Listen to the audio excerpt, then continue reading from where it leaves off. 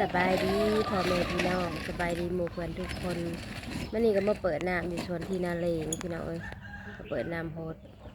เพราะว่าตัดหญ้าเขาก็แล้ววันนี้พี่น้องไล่ตัดหญ้าเนาะ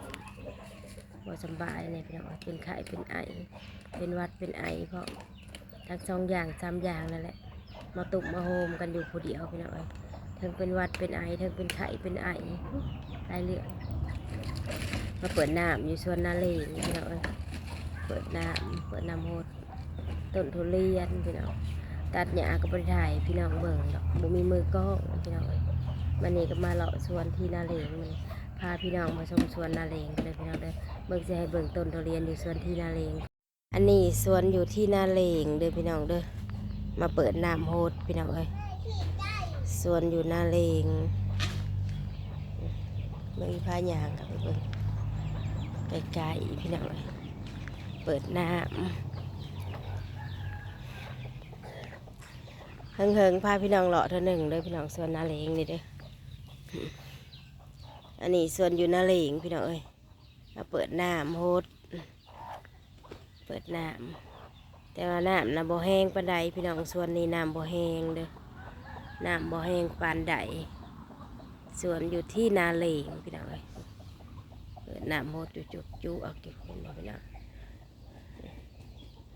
ต้นทุเรียนก็จะอยู่ประมาณนี้พี่น้องก็บ่หลายดอกต้นทุเรียนก็ได้ต้นทุเรียนบ่หลายปานใดยับเข้าไปไกลๆเข้าไปไกลๆโอ้ยเนาะห่วยนี่แม่น้ำนะพี่น้องน้ำบ่แห้งปานใด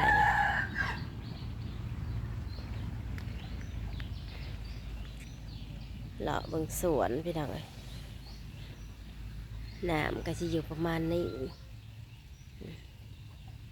เบิ่งเงาพี่น้องน้ำหดทุกอย่างซัวเบิดพี่น้องเอ้ยเชียแต่อย่างเดียวน้ำบ่แห้งน้ำบ่แห้งพี่น้องเอ้ยน้ำก็ได้ต้นก็ใหญ่ได้อยู่พี่น้องต้นก็ได้ต้นหนึ่งได้อยู่ถ้าเอาลูกไว้ก็ประมาณ100 กว่าลูกเลยพี่น้องเอ้ยมานี่พาพี่น้องชมสวนนาเลงเลยพี่น้องเด้อชมสวนอยู่ที่นาเลงเปิดน้ำโฮดพี่น้องเอ้ยบางมือก็ได้คลิปบางมือก็บ่ได้พี่น้องเอ้ยตัดหญ้าตัดยูเนี่ยเหตุงานไปนำถ่ายคลิปไปนำพี่น้องเอ้ยได้จำได้ก็เอาจำนั้นเพราะว่าเอาเหตุงานเนาะพี่น้องทำงานพี่น้องเอ้ยเหตุอย่างใดแหละอันนี้เอาพี่น้องเอ้ยให้เบิ่งจำนี่แหละส่วนที่นาเลงก็สิอยู่ประมาณนี้แหละ